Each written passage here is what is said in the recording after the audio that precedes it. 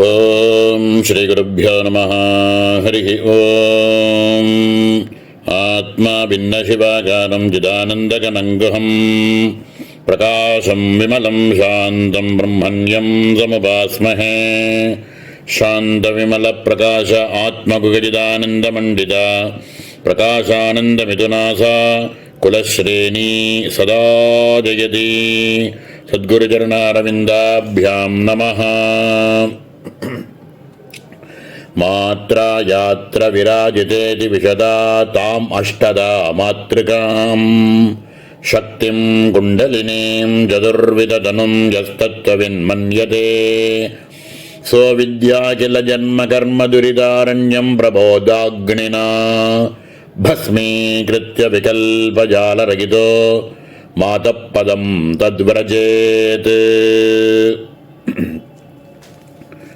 குருநாதாலனுடைய பரம கிருபையில் சக்தி மகிம்ன ஸ்தோத்திரம் அப்படின்னு துர்வாசர்னால் அருளப்பட்ட ரொம்ப அற்புதமான கிரந்தம்.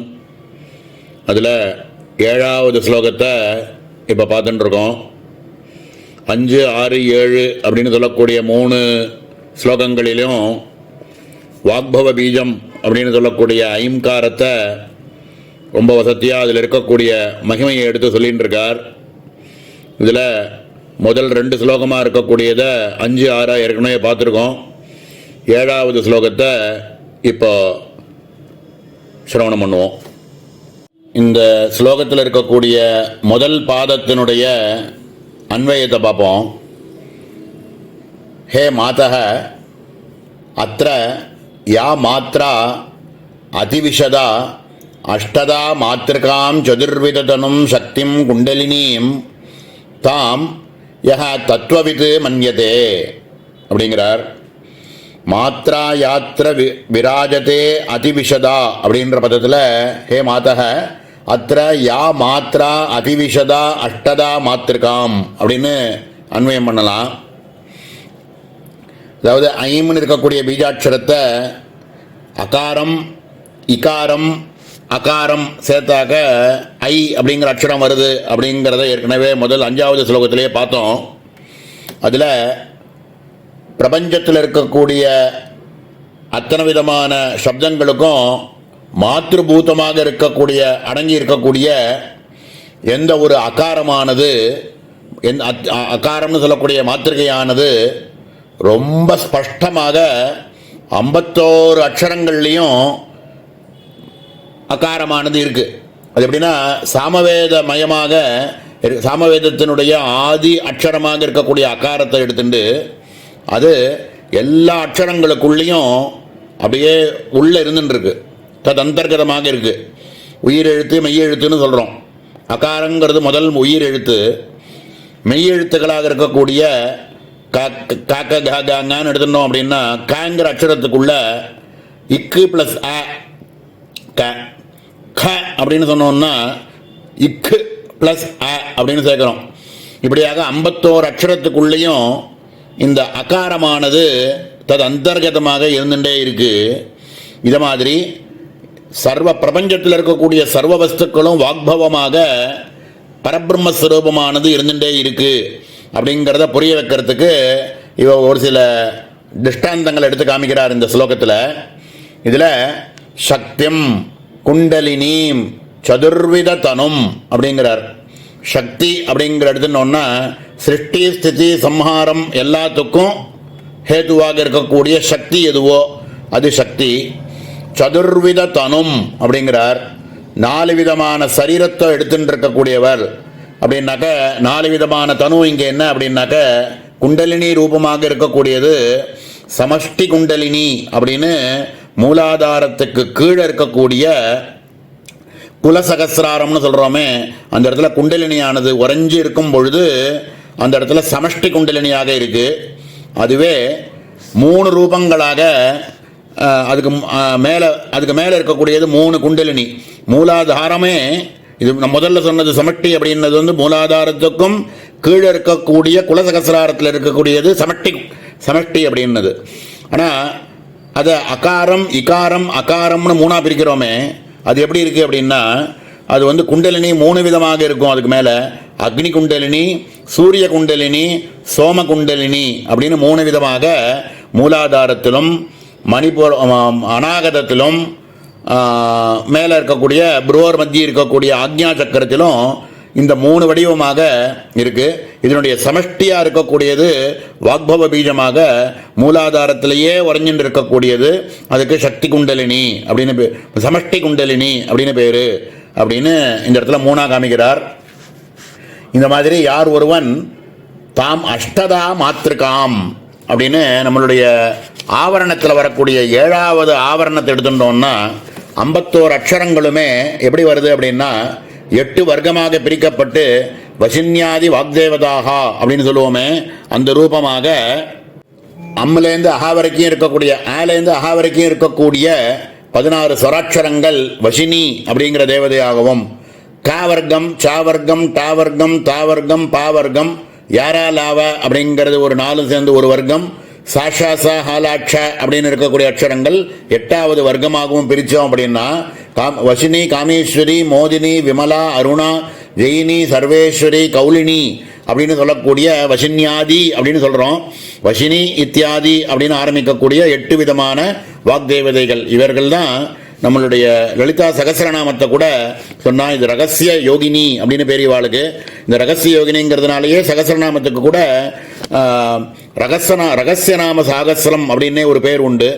இந்த 8 வர்க்கங்களாக பிரிக்கப்பட்ட வசின்யாதி வாக்தேவதா ரூபங்களாகவும் 51 அக்ஷரமும் இருக்கிறதுனால இவைகளுடைய சமஷ்டி ரூபமாக வாக்பவ பீஜமாக பரதேவதா இருக்காள் அப்படிங்கிறத சூச்சித்து இந்த இடத்துல தாம் அஷ்டதா மாத்திருக்காம் அப்படிங்கிறார். இப்படியாக அப்படின்னு சொல்லக்கூடிய மாத்திருக்கையானது ரொம்ப ஸ்பஷ்டமாக 51 அக்ஷரத்துக்குள்ளே எப்படி இருக்கோ அது மாதிரியும் வசின்யாதி வாக்தேவதைகளாக இருக்கக்கூடிய 8 வர்க்கமாகவும் 4 வித ஸ்வரூபமாக குண்டலினி ரூபமாக அக்னி குண்டலினி சூரிய குண்டலினி சோம குண்டலினி சமஷ்டி குண்டலினி அப்படின்னு இருக்கக்கூடிய 4 வர்க்கங்களாகவும் இவைகளிலும் 51 அக்ஷரங்களும் எல்லாம் சமஷ்டியாக அதுக்குள்ளே இருக்கு. இப்படியாக அகார ரூபமாக எல்லா இடத்திலும் வியாபிச்சிருக்கக்கூடிய பரதேவதை அப்படின்னு யார் ஒருவன் குருமுகமாக இந்த வாக்பவ பீஜத்தை தெரிஞ்சுண்டு வாக்பவ பீஜத்துக்குள்ள சர்வமும் அடக்கம் அப்படிங்கிறத குருமுகமாக யார் ஒருவன் தெரிஞ்சுண்டு அதை உபாசனை பண்றானோ அப்படின்னு முதல் வாக்கியத்தில் ஹே மாதக அத்திர யா மாத்ரா அதிவிஷதா அஷ்டதா மாத்திருக்காம் சதுர்விததனும் சக்திம் குண்டலினீம் தாம் யஹ தத்துவவித்து மன்யதே இப்படின்னு யார் ஒருவன் குருமுகமாக தெரிஞ்சுண்டு தத்துவவித்தாக இருக்கானோ தத்துவ ஞானியாக எவன் ஒருவன் இருக்கானோ அவனுக்கு என்ன சாமர்த்தியம்ங்கிறத 2வது பாதத்தில் சொல்ல போறார். சோ வித்யா கில ஜென்ம கர்ம துரிதாரண்யம் பிரபோதாக்னினா பஸ்மீகிருத்ய விகல்பஜாலரகிதோ மாதப்பதம் தத்வரஜேத் சஹ அவித்யா அகில ஜென்ம கர்ம துரித அரண்யம் பிரபோத அக்னினா பஸ்மீகிருத்திய விகல்ப ஜாலரகிதா தத்பதம் விரஜேத் அப்படிங்கிறார்.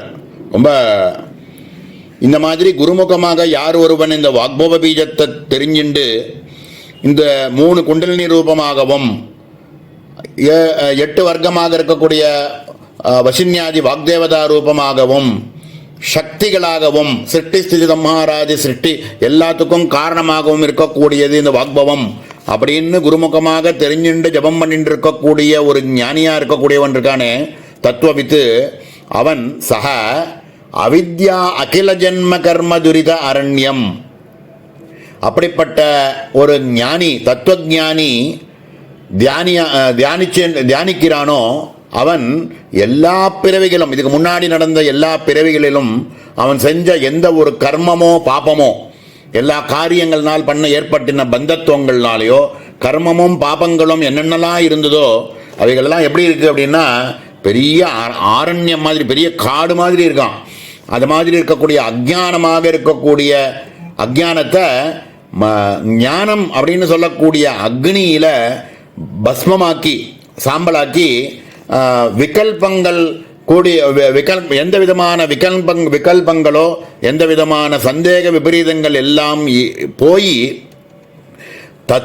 தத்துவவித்து அப்படின்னு சொல்லக்கூடிய தத்து அப்படின்னு சொல்லக்கூடிய நித்யானந்த ஸ்வரூபமாக நானே இருக்கிறேன் அப்படின்ற ஒரு ஞானத்தில் பரதேவதா ஸ்வரூபமாகவே அவன் இருப்பான் அப்படின்னு ரொம்ப ரொம்ப இதுவாக சொல்லிட்டு இருக்காரு. உத்கிருஷ்டமாக சொல்கிறார். இந்த மந்திரத்தினுடைய ஐம்னு சொல்லக்கூடிய வாக்பவ பீஜத்தினுடைய பராக்காட்டைன்னு சொல்லலாம். இவனுக்கு சிருஷ்டி சம்ஹாராதி கிருத்தியங்கள்லாமும் அவனுக்கு தெரிஞ்சிடும். அஷ்ட மாத்திரிகைகள், அஷ்ட வர்க்க மாத்திரிகாக்கள் இருக்காளே, வசின்யாதி வாக்தேவதைகள், அந்த ரூபமாகவும் இதே வாக்பவ பீஜம்தான் இருக்கு அப்படிங்கிறதும், சக்தி ரூபமாகவும் குண்டலினி ரூபங்களாகவும் எல்லாமாக இருக்கு அப்படின்றவனுக்கு, இதை அறிந்தவனுக்கு என்ன ஆறுது அப்படின்னா, ஜென்மாந்திரத்தில் அவன் பண்ணின பாபங்கள் எல்லாமும் போகப்பெற்று அவன் எப்படி ஒரு ஞானாக்னி யதைதாம்சி சமித்யோக்னி பஸ்மசாத் குருத்தே அர்ஜுனா ஞானாக்னி சர்வகர்மானி பஸ்மதாத் குருத்தே ததா அப்படின்னு ஞான கர்ம சந்நியாச யோகத்தில் 4வது அத்தியாயத்தில் பகவான் சொல்லக்கூடிய வாக்கில் சொல்கிற மாதிரியே, ஞானாக்னி அப்படிங்கிற அக்னியில் இவன் பண்ணின கர்மாக்கள் எல்லாம் தகனம் பண்ணப்பட்டு சாம்பலாக ஆக்கப்படுறது. இவனுக்கு இதுக்கு மேலே இவனுக்கு அனுபவிக்கிறதுக்குன்னு எந்த விதமான கர்மாவும் பாக்கி இல்லாமல் இருக்கான். இப்போ அப்படின்னு இவனுடைய ஞானாக்னியில் இவன் பண்ணின கர்மாக்கள் எல்லாம் எரியப்பட்டு சாம்பலாக ஆகி இவன் நான் நித்யானந்த ஸ்வரூபமாக இருக்கேன் அப்படிங்கிற ஞானியாக இவன் இருப்பான் அப்படின்னு பரம உத்கிருஷ்டமாக இந்த ஐம்ன்ற வாக்பவ பீஜத்தினுடைய பராக்காட்டையை நேரத்தில் காமிக்கிறார். 3 ஸ்லோகத்தில் நம்ம இந்த ஐம்ன்ற வாக்பவ பீஜத்தை பற்றி சொல்லின்னு வந்துட்டு இருந்தார். இதில் இந்த தத்துவஞான ஞானவித்தாகவே ஆக்கி நித்யானந்த ஸ்வரூபமாகவே இவனை ஆக்கிவிடும் இந்த ஐம்ங்கிற வாக்பவ பீஜம். அது குருமுகமாக யார் ஒருவன் தெரிஞ்சுண்டு அதை உபாசனை பண்ணிட்டே இருக்கானோ அவனுக்கு இந்த ஞானம் பெற்று அவன் பரம உத்கிருஷ்டமான ஞானி நிலையில் இருப்பான் அப்படின்னு, இங்கேயே அவன் ஜீவன் முக்தனாகவே இருப்பான் அப்படின்னு இந்த 7வது ஸ்லோகத்தில் வாக்பவ பீஜத்தினுடைய பராக்காட்டையை எடுத்து காமிக்கிறார். இதுக்கு மேலே இருக்கக்கூடிய காமராஜ பீஜத்தை அடுத்த 3 ஸ்லோகத்தில் காமிக்கிறார். இதை அடுத்த அவகாசத்தில் மேலே பார்ப்போம்.